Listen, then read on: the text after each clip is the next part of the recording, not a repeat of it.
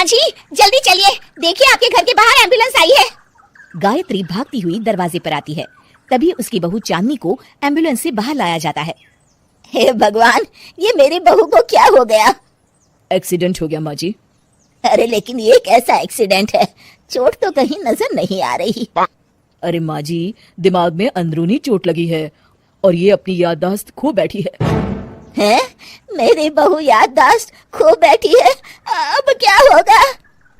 आप फिक्र मत करिए, बस इनका अच्छे तरीके से ख्याल रखिए।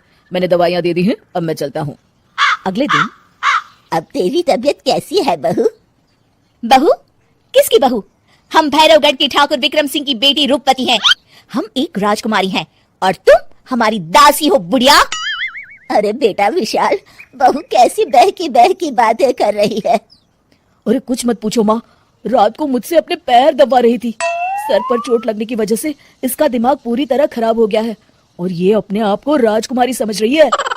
तभी वहाँ चांदनी आ जाती है। तुम दोनों यहाँ क्या खुसुर फुसुर कर रहे हो? कहीं तुम दोनों मिलकर हमारे खिलाफ कोई षड्यंत्र तो नहीं रच रहे हो? हम तुम्हारा सर तलवार से उड़वा देंगे, समझे? अरे नहीं नहीं राजकुमारी जी, हम तो आपके सेवक हैं। भला हमारी इतनी हिम्मत? कहिए, आपने यहाँ हॉल में आने का कष्ट कैसे किया? हमें बहुत भूख लगी है। ए दासी, जल्दी से हमारे लिए भोजन का प्रबंध करो। आज हम शाही कबाब खाएंगे। विशाल अपनी माँ को चांदनी की बात मानने के लिए इशारा करता है। ठीक है राजकुमारी जी, मैं अभी आपके लिए भोजन लेकर आती हूँ। इस तरह विशाल और उसकी माँ ना चाहते हुए भी चांदनी की जी हजूरी में लगे रहते हैं। लाओ माँ, जल्दी से मेरा टिफिन दो, मुझे देर हो रही है। अरे ठहर जा, जरा दम तो लेने दे मुझे। सारे घर का काम मुझे अकेली को करना पड़ता है। तेरी बीवी तो राजकुमारी बनी बैठी है, सारा दिन हुक्म चलाती रहती है।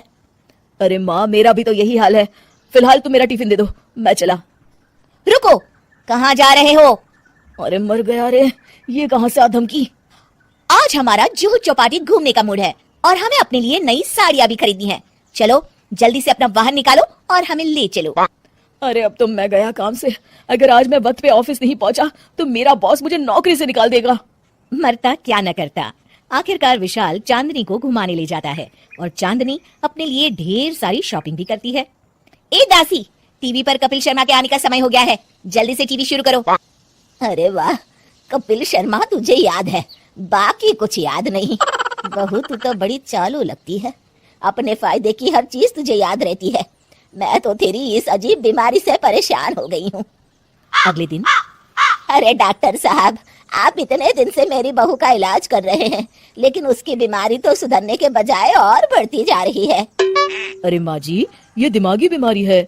बेचारी की याददाश्त चली गई है, वापस आने में थोड़ा वक्त तो लगेगा ही ना।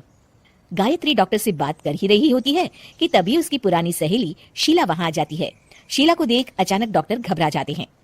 अच्छा माँ जी, मुझे एक मरीज को अर्जेंट देखने जाना है, मैं चलता हूँ। ये कौन था? अरे अब क्या बताऊं शीला, एक एक्सीडेंट भी मेरी बहू की याददाश्त चली गई है। ये डॉक्टर उसका इलाज कर रहा है। ये डॉक्टर कब से बन गया?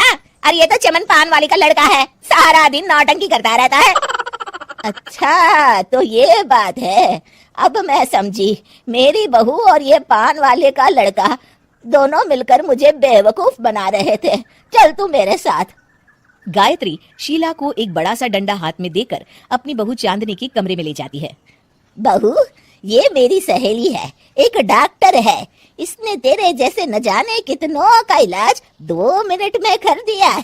इसका कहना है कि सर पर जहाँ चोट लगी हो, अगर उसी जगह दोबारा किसी बड़े डंडे से जोर से मारा जाए तो मरीज की याददाश्त वापस आ जाती है। देख, हम डंडा भी लाए हैं।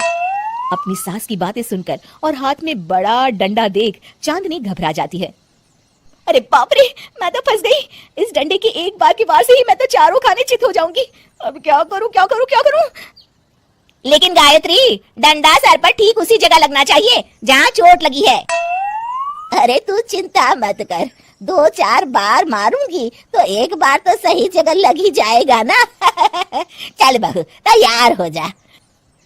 अरे नहीं नहीं माँ जी, मुझे मत मारिए। दरअसल घर के काम करने से बचने के लिए मैंने ये सब नाटक किया था, मुझे माफ कर दीजिए। मैं कान पकड़ती हूँ, दोबारा ऐसी गलती कभी नहीं करूंगी।